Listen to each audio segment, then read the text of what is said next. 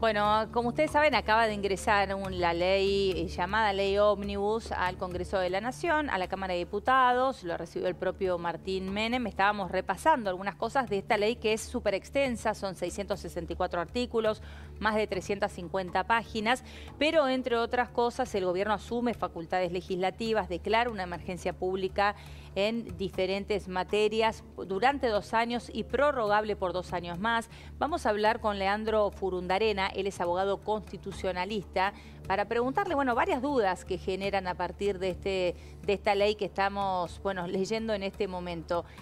Leandro, ¿cómo andás? Buenas tardes.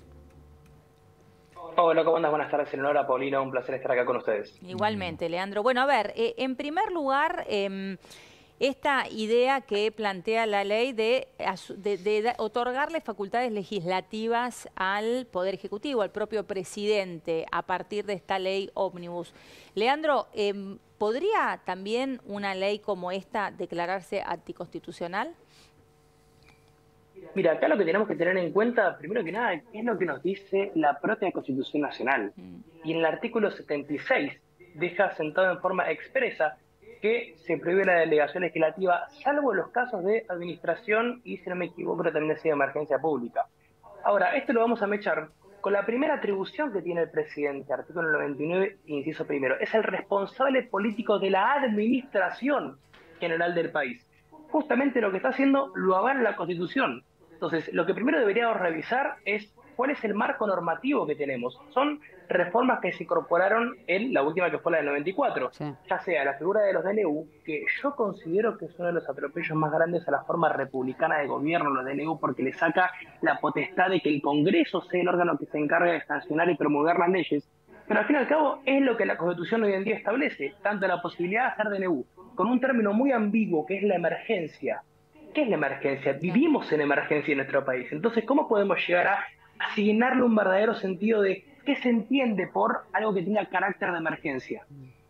Está bien lo que planteas, porque en términos de emergencia lo han decretado muchos gobernadores. Kicillof la busca mañana, sin ir más lejos, veremos si hay consenso, porque hasta acá no había todavía acuerdo para discutirlo en la legislatura de la provincia de Buenos Aires, por lo menos en las trabajosas negociaciones con la oposición de esta mañana, porque además no había pasado por labor parlamentaria o el intento del propio Kicillof, no solo de prorrogar el presupuesto también, 2023, como ha hecho el propio Milei por decreto, sino una ley fiscal que implica un aumento en el inmobiliario de hasta 300% y patentes de 270%, con intendentes que dicen, y por lo pronto legisladores de la oposición, que no están dispuestos a validar tamaño, nivel de aumento, más allá de que después se incrementarían cada 2 meses para no tener que discutir todo el tiempo en una economía tan inflacionaria ese mecanismo de indexación.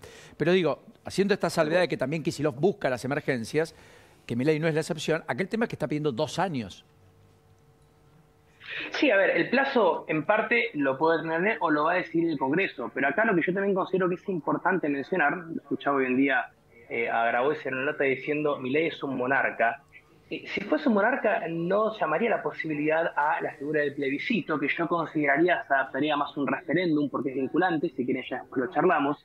Pero me gustaría recordar incluso al dirigente Grabois que la expresidenta Cristina Fernández de Kirchner en 2009 aprobó un decreto que fue el 210, donde para pagar parte de la deuda externa se sacaron fondos del Banco Central para lo que se llamó la famosa fondos del Bicentenario, que se le decía. Y cuando se aprobó una cautelar de una jueza, que si no me equivoco creo que era Rodríguez Vidal, porque esto obviamente alteraba la esencia de los decretos, lo que hizo fue derogar ese decreto, Cristina, y sacar otro decreto que era el 298, idéntico, donde en pocas horas se transfirieron los fondos. Entonces, eso creo que es un carácter mucho más monárquico de una persona que gobernó con la famosa frase de l'état c'est moi, si se quiere, como decía dicho el Rey Sol. Él no llamaría a la gente a que última traten esto en caso de que se declare inconstitucional el enfoque de este DNU ómnibus.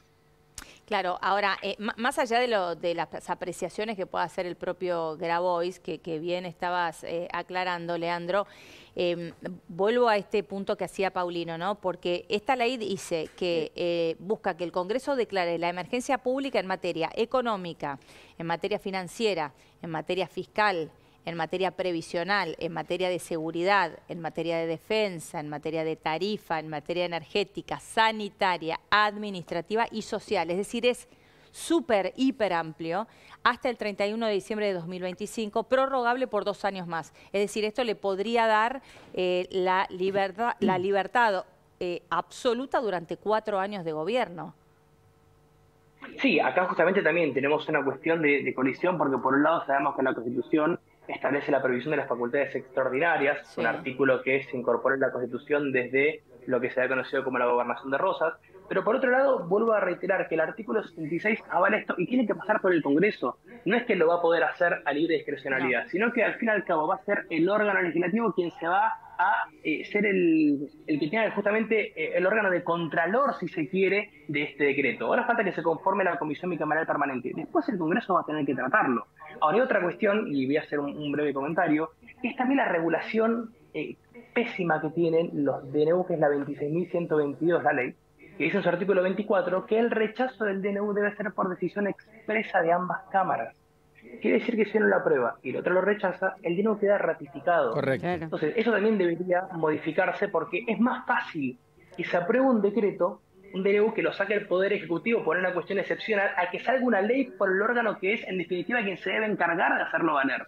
Este es un punto no menor, Leandro, y por eso tal vez el DNU fue el camino que utilizó el propio Milei, a la espera de que al menos una de las cámaras no... utilizando la palabra de dar, que a mí no me gusta en nada, no voltea el DNU de Milei. Entonces dice, bueno, por ahí tengo un revés en alguna Cámara, Senado, pero en diputados no. O viceversa, y en consecuencia lo dejo firme, y si mando una ley, por ahí me pasa lo que le ha pasado a muchos oficialismos que tuvieron media sanción en una Cámara donde tenían más proclividad de conseguir los acuerdos y en otra duerme el sueño de los justos o no se aprueba. Ahora, más allá de todo eso, hiciste alusión al referéndum o plebiscito. Milei habló de un plebiscito respecto al DNU, eventualmente si hay rechazo.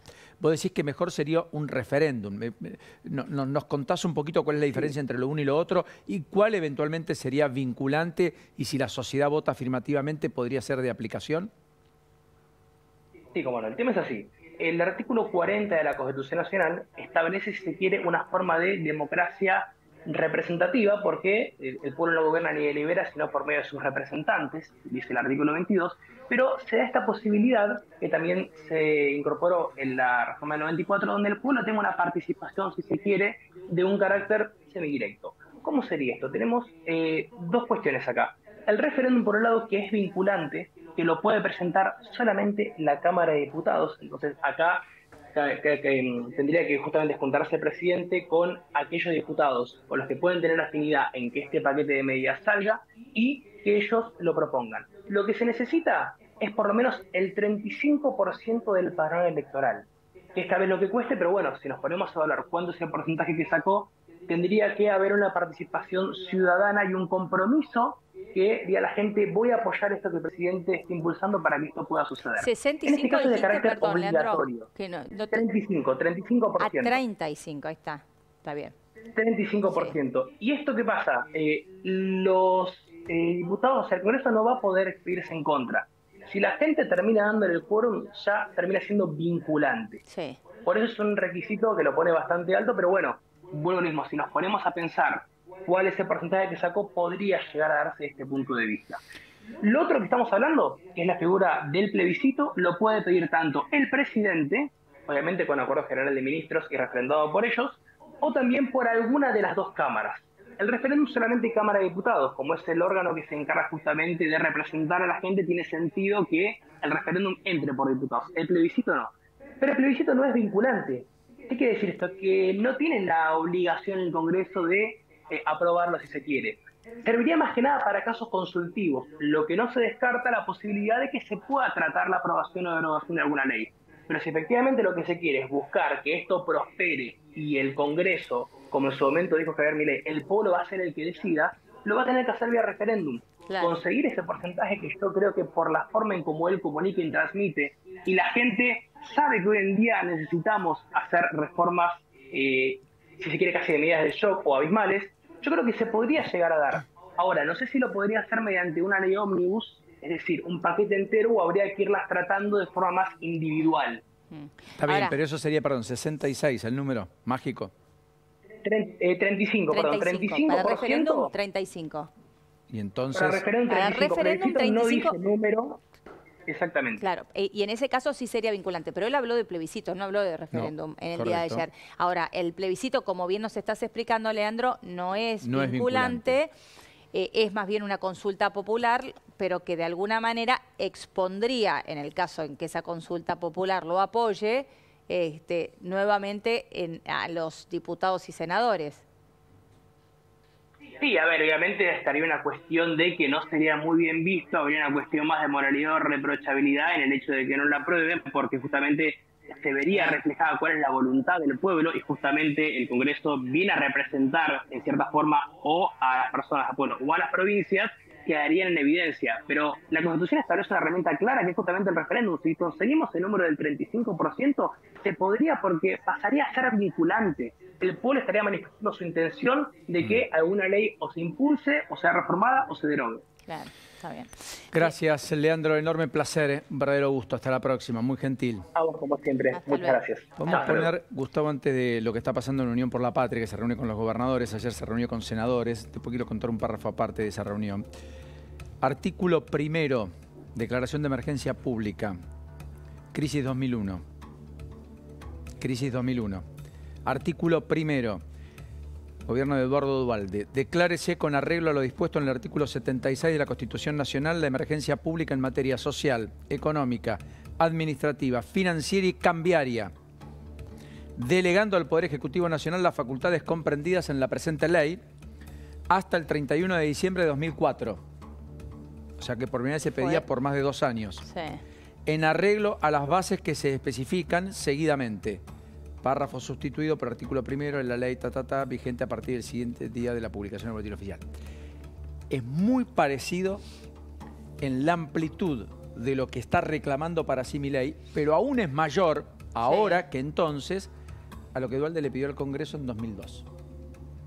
Interesante. Que lo pedía hasta diciembre del 2004. Claro.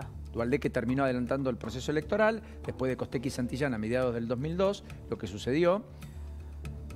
Y efectivamente termina entregando en mayo, el 25 de mayo, el poder a Néstor Kirchner.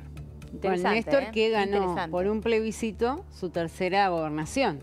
Porque fue un plebiscito en el año 98 para reformar la Constitución de la provincia de Santa Cruz. Correcto. Que fue vinculante ese plebiscito en su momento. Porque la Constitución provincial lo permitía. Claro. En la provincia de Buenos Aires también hubo un plebiscito, por sí o por no, con Antonio Cafiero. Vinculante la gente votó también. que no, y era vinculante. Pero Mirá. la gente votó que no, ¿te acordás? Y no se reformó la Constitución Nacional. En el caso de Néstor Kirchner, por el provincial. 60% de los votos, gana por el sí para que pudiera tener una tercera elección. Que después se Que convirtió fue la reelección, digamos. en una idea de que se cambia la Constitución y se pone que tiene mandato indefinido. Correcto. Claro. Son dos las provincias que tienen mandato esta indefinido. emergencia que vos estás marcando... Formosa y Santa Cruz, perdón. En la emergencia, el antecedente que estás hablando de Duhalde, no incluye la cuestión tarifaria, no incluye la cuestión de seguridad, no incluye seguridad la cuestión social. de defensa, ni seguridad social, ni sanitaria. Era materia social, económica, administrativa, financiera y cambiaria. Claro. No tenía cuestiones como, porque esto es muy valioso. Está bien. Materia, seguridad, defensa, energética, sanitaria. Previsional. Previsional, fiscal. Y social. O sea, sí. Si podemos poner los dos textos, sería una enorme utilidad. Para compararlos. Porque es mucho menos amplio de lo que había pedido Duhalde tras la crisis 2001 que había generado lo que ustedes ya conocen. 5 presidentes. Es mucho más amplio que lo que había pedido Duhalde. Entonces. Mucho más amplio. Claro, mucho más amplio. Está bien. Pero infinitamente más amplio. Esto es lo que pide Milei. Claro. Fíjense que en las emergencias pone económica, financiera, fiscal, social, previsional. Podría cambiar la fórmula jubilatoria por un decreto. Sí, de seguridad, defensa, tarifaria. O sea, podría decir que a partir de ahora no es necesario una audiencia pública para aumentar tarifas. Exacto. Claro. Energética, lo mismo. Sanitaria y social. Exacto. Para lo cual todo tiene una justificación y el gobierno entiende que está en una situación crítica y que todas esas emergencias son válidas. Pero todas esas que son más de una docena, contrastan con las que pidió Duhalde en 2002, que fueron 5. Social, económica, administrativa, financiera, cambiaria. 5 contra más de una docena. Claro. Acá no está incluida la cambiaria. No, porque la cambiaria era como salía del régimen de convertibilidad. Ni administrativa ni cambiaria. Exacto. están incluidas en este caso. No. Sí económica, sí financiera, ¿no? Y sí social. Y sí social. Sí. Claro, ahí está, Sí. ahí está la diferencia. Ahora, Y también los por tiempos, otra dice Gustavo, parte... es verdad, porque era por 2 años aquella, pero no era prorrogable por 2 años. Esta sí es por 2 años, pero prorrogable por 2 más. años. Ahora, por otra parte, digo, uno dice, yo pensaba mientras leía cada uno de estas cuestiones, decía, ¿tenemos emergencia económica en Argentina? Sí, estamos, sí. ¿Estamos ante una emergencia financiera en la Argentina? Sí, para eso hay un gobierno, igual. No, ya sé, pero digo, ¿por qué está pidiendo las emergencias? Estoy tratando de razonar en cada uno de los casos. Porque no tiene los números para votar leyes, Tenemos está bien, pero tenemos ¿estamos en emergencia en cada uno de los ítems que estamos mencionando? Sí, estamos. ¿En cada uno de los ítems? No, en defensa no, eso es cierto. En defensa no estamos en una emergencia. En seguridad ahí, bueno, depende de cómo lo mires. Sí, pero es todo subjetivo, Elio, porque sí, emergencia. Sí, yo te diría, todos los gobernadores están en emergencia, todos los intendentes, todo. Entonces cerremos el Consejo Deliberante, cerremos la legislatura. Aparte nos ahorramos plata. Yo coincido absolutamente. Estoy tratando de ver lo llevo al extremo, cuál es el punto que están. Porque también alguien me dice, estalló el teléfono de senadores, diputados y demás. Yo les agradezco que miren a la tarde, que se tomen un tiempo. Están todos estupefactos en algún sentido, algunos. Expectantes. No, estupefactos también porque es mucho más amplio de lo que imaginaban, de lo que les habían contado. Que me dicen, pues en el lugar de un plebiscito, ahí Milei dice, pero no hay plata, no hay plata. Entonces, ¿cuánto sale organizar un plebiscito? Sale plata. Sale plata. Y eso dice la política, ojo, la gente nos debe mirar y dice, bueno, pero quiero opinar. Dicho sea de paso, ¿quién es el órgano representante de las provincias? El Senado, de los ciudadanos, el diputado. Sí. Hubo elecciones hace poco, así como vale para Milei la legitimidad, vale para los diputados y senadores también la legitimidad, ¿no es cierto? Bueno, hay alguien que me pase un dato adicional. Son 11 emergencias más, son 11 emergencias, que es más que lo que el kirchnerismo llegó a pedir. Llegó a pedir 9. Duhalde pidió 5, el kirchnerismo 9 y ahora son 11. Yo creo... El kirchnerismo pidió 5, pidió 9 por separado. 9 por separado. Claro. Sí. Pero son datos, es como que esto te va justificando, la emergencia es mayor, sí, claro. Ahora, es una reforma mucho más integral, mucho más fuerte, pero habla de privatizar o en perspectiva poder hacer privatizaciones en 27 compañías que dependen del sector público. Está cerrando muchas dependencias públicas, que esos son atributos administrativos, que podría hacerlo. Podría hacerlo tranquilamente. Que instituto de cine. Nos puede gustar más o menos, podemos estar a favor o en contra, son dos cosas distintas. Después en cuestiones electorales eliminar las PASO. En cuestiones electorales, eso bueno, efectivamente lo tendrá que aprobar el Congreso, ahí no hay duda. Bueno, todo esto lo tiene que aprobar el Congreso. Correcto, todo porque no te pide facultades de emergencia política. Electoral. No hay una emergencia electoral, porque efectivamente no la hay. Entonces te manda el proyecto de derogación de la PASO y la instrumentación de boleta única y efectivamente la uninominalidad para elegir los diputados. Porque acá te está pidiendo la emergencia en cuestiones económicas, pero al mismo tiempo está mandando también, por ejemplo, un blanqueo o varias cuestiones que tienen que ver con cosas... Blanqueo, reformas de bienes personales. Te está diciendo, si vos adelantás el pago de bienes personales, te corresponde pagar 4 años, adelante esto. Vos lo pagás todo junto ahora para fondear al Estado, yo voy a hacer que el año 5 no pagues bienes personales. Con un pago anticipado. Con un pago anticipado. Porque eso trata de juntar plata. Exacto. O sea, si a vos haces el pago anticipado, vas a una baja más gradual de las alícuotas. Te permiten el pago anticipado. Y te bajan la alícuota. Te tratan de incentivar para que pongan los dólares hoy, los pesos hoy, de lo que el Estado necesita hoy. Exacto. Es como quizá, no sé, la cuota de un club o la cuota de un colegio que te permiten pagar todo el año anticipado. Perdón, en el fondo soja 1, soja 2, soja 3, donde más hacía plata hoy. Claro, y total, después no tenía. Vemos, qué sé yo, después venía el 2, después venía el 3. El problema es que después no tenía. Bueno, nos vamos al encuentro de Carla Ricciotti, está en el Congreso de la Nación, en una reunión de los